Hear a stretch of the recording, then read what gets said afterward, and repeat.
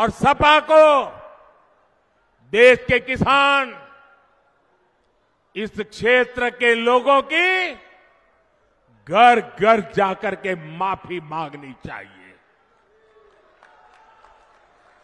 और यहां का एक नागरिक कभी भी कांग्रेस, सपा जैसे उनके साथियों को कभी भी माफ नहीं कर सकते।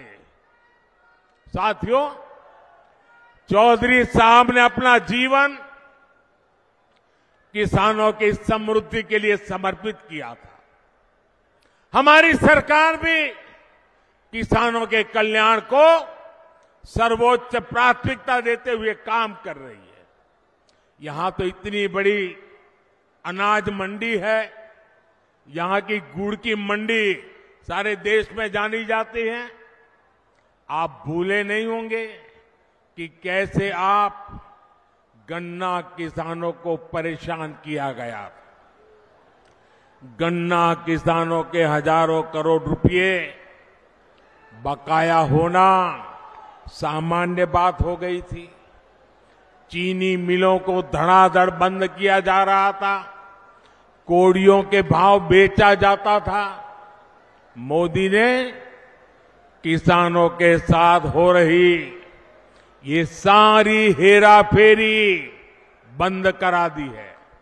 साथियों, हम गन्ने की खेती को चीनी और गुड़ तक सीमित नहीं रखना चाहते।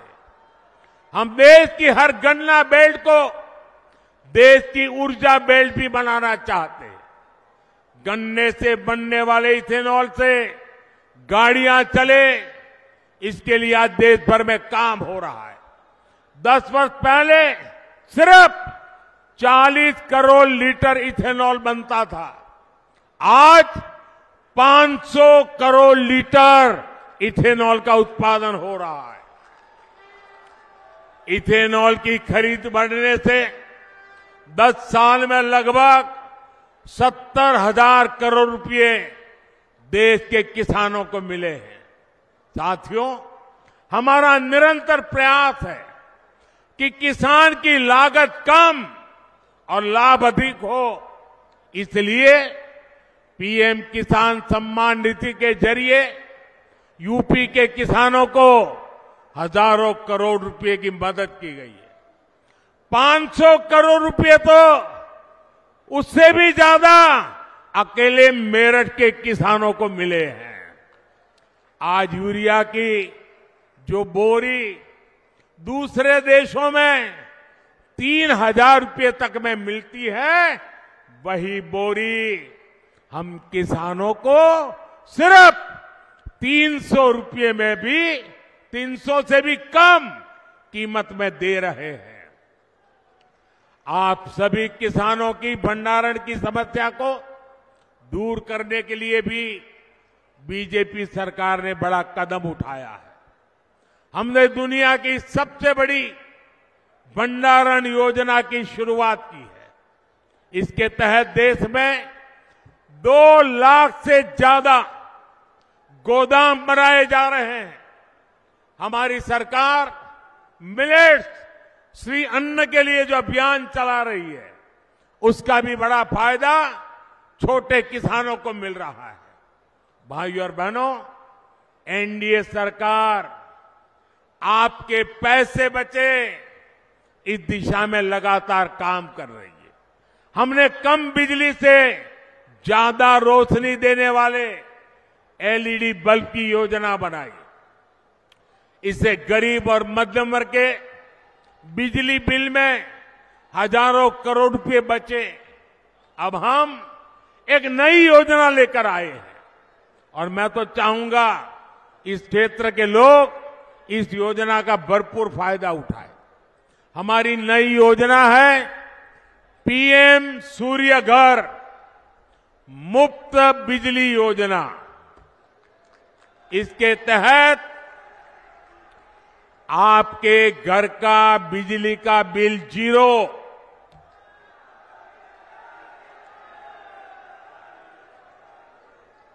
फ्री बिजली हर परिवार को मिलेगी। इस योजना अब योजना क्या है? घर की छत पर सोलर प्लांट लगाने की लगभग 75,000 रुपये तक सरकार मदद करेगी।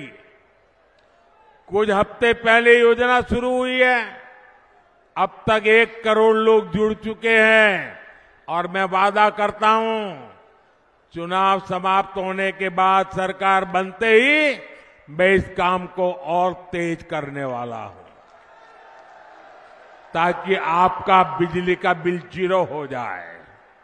साथियों, ये भाजपा सरकार है जो इस पूरे क्षेत्र में विकास को नई ऊंचाई पर ले जा रहा है। देश का पहला नमो भारत ट्रेन कॉरिडोर दिल्ली से मेरठ तक बना है। आज मेरठ जिले से होकर 3 अलग अलग एक्सप्रेसवे गुजर रहे हैं। मेरठ मेट्रो पर भी तेजी से काम चल रहा है। हमारा मेरठ फ्रेट कॉरिडोर से भी कनेक्टेड है। यहां मेजर ध्यानचंद स्पोर्ट्स यूनिवर्सिटी बन रही है। मेरठ एक बड़ा एजुकेशन हब भी बन रहा है। जिस प्रकार का इंफ्रास्ट्रक्चर मेरठ में बन रहा है, उससे यहां हर प्रकार के छोटे बड़े उद्योगों का विस्तार होगा। नौजवानों के लिए रोजगार के नए अवसर बनेंगे। साथियों, इस रैली में बीजेपी के कार्यकर्ताओं ने, आरएलडी के कार्यकर्ताओं ने, एनडीए के हमारे सभी साथी दलों ने भारी मेहनत की है। एनडीए ने इस क्षेत्र में बहुत मजबूत उम्मीदवार खड़े किए हैं। हमारे अरुण गोविल जी, राजकुमार सांगवान जी, संजीव बालियान जी, भाई चंदन जी, प्रदीप चौधरी जी, हमारे इन साथियों को भारी मतों से विजयी बनाने के लिए मैं आप सबसे प्रार्थना करने आया हूं और इसलिए बैठ सकते हैं। इसलिए 19 अप्रैल और 26 अप्रैल को आप गर्मी कितनी क्यों न हो, वोट डालने के लिए जरूर निकलना है। वोट डालेंगे ना? और ऐसे भी डलवाएंगे ना? घर घर जाएंगे ना? आपका वोट विकसित भारत के लिए होगा। आपका वोट देश हित में और बड़े निर्णय के लिए होगा। और इसलिए आप मेरे साथ बोलिए, आप सब मेरे साथ बोलिए, विकसित भारत के लिए 400 पार, विकसित भारत के लिए, विकसित भारत के लिए, गरीबी से मुक्ति के लिए, गरीबी से मुक्ति के लिए, युवाओं को नए अवसर के लिए, युवाओं के नए अवसर के लिए, नारी सशक्तिकरण के लिए, नारी सशक्तिकरण के लिए, किसानों की समृद्धि के लिए, भ्रष्टाचारियों को जेल भेजने के लिए। साथियों, आप मेरा एक काम करेंगे? ऐसे नहीं, हाथ ऊपर करके बताइए। मेरा एक काम करेंगे? ये मेरा पर्सनल काम है, करेंगे? चुनाव वाला काम नहीं है, करेंगे? पक्का करेंगे? मेरा काम बहुत छोटा सा है। आप घर घर जाना और हर घर जाकर के कहना, हमारे मोदी जी मेरठ आए थे और मोदी जी ने आपको प्रणाम भेजा है। मेरा प्रणाम घर घर पहुंचा दीजिए। मेरे साथ बोलिए, भारत माता की, भारत माता की, भारत माता की, भारत माता की। बहुत बहुत धन्यवाद।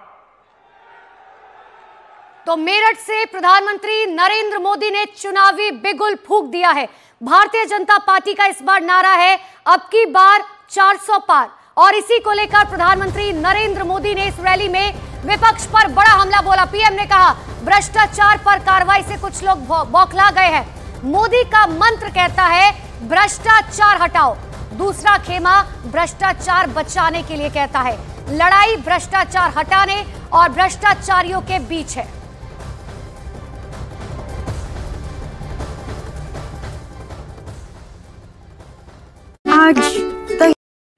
आप देख रहे हैं न्यूज़ 18 इंडिया। यार जोई, घर में शॉर्ट सर्किट हो गया। Shanta Shanta Shanta, no chance. घर में फिनोलेक्स के वायर्स ही नहीं, एमसीबीज भी लगे हुए हैं, तो ये वो एंट्री स्मोकिंगली हॉट होगी, तभी तो रील वायरस बनेगी। No stress, Finolex. क्रांति भूमि मेरठ की सरजमी पर पीएम मोदी आज गरजने वाले हैं।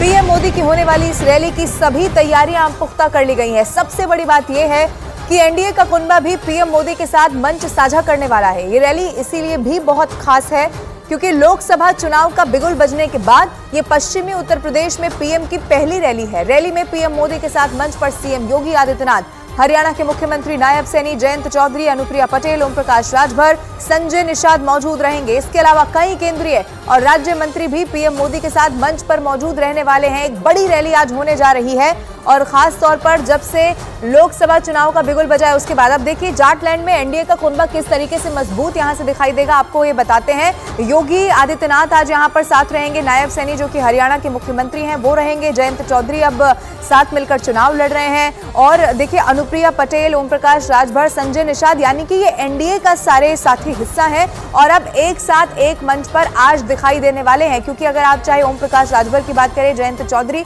अलग अलग ऐसे इलाके माने जाते हैं, ऐसी कुछ सीटें मानी जाती हैं जिन पर सीधा प्रभाव इनकी पार्टियों का कई समय से दिखता आया है। अब पश्चिम में देखिए हुंकार है और सीटों पर कौन सी नजर है ये भी मैं आपको बताती हूँ। मेरठ, बागपत, कैराना, मुजफ्फरनगर, बिजनौर, उत्तर प्रदेश की कुछ ऐसी खास सीटें हैं जिनके लिए विशेष तैयारी भारतीय जनता पार्टी की यहां से दिखाई देती है। अब अगर 2019 के आंकड़े आप देखेंगे तो इसी पश्चिमी उत्तर प्रदेश में 19 सीटें भारतीय जनता पार्टी के पास थी, समाजवादी पार्टी के पास 8, बसपा के पास 8, कांग्रेस का यहां से तो खाता भी नहीं खुल पाया था, और इसी तरह से आरएलडी की भी स्थिति यहां पर रही थी। अब ऐसे में अगर आप देखेंगे तो सबसे मजबूत इन अंक गणित में भी भारतीय जनता पार्टी ही दिखाई देती है। तो